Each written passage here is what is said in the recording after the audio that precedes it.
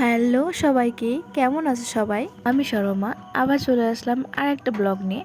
তো সেদিন আমি সকাল সকাল একটু হাঁটতে বেরিয়েছিলাম।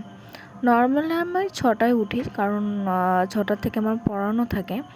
তো এদিনকে না আমি একটু আগে আগে উঠেছিলাম। উঠে আমার মা প্রতিদিন হাঁটতে যায়, তো আমিও ভাবলাম একটু হেঁটে আসি। তো দেখো, শরতের মেঘের আকাশ কি সুন্দর দেখাচ্ছে।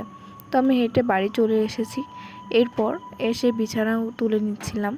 তো বিছানাটা তুলে পরিষ্কার করে এরপর আমার হবে পড়ানোর পালা। 6টা বেজে গেলে সব আস্তে আস্তে স্টুডেন্টরা ঢুকতে শুরু করে।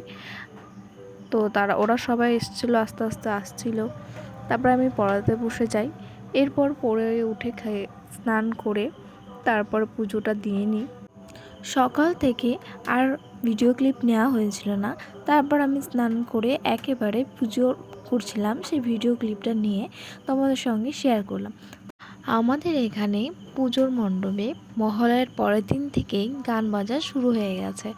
তো এই গানগুলো শুনতে শুনতে সেই পুজোর ভাইবসগুলো উপভোগ করছি আমরা। তোমাদের ওখানে কীরকম হচ্ছে কমেন্ট করে জানিও। তো পুজো দিয়ে উঠে আমার প্রচণ্ড খিদে পেয়ে গেছিলো। দেখি মা আজকে চিকেন বানাচ্ছিল। তো মায়ের কাছে গিয়ে প্লেটটা দিয়ে বললাম আমাকে কষা মাংস দিতে। তো সবাই তো কষা মাংস খেতে ভালোবাসে না এমন মানুষ হয়তো নেই। আমিও প্রচণ্ড পরিমাণে খেতে ভালোবাসি কষা মাংস।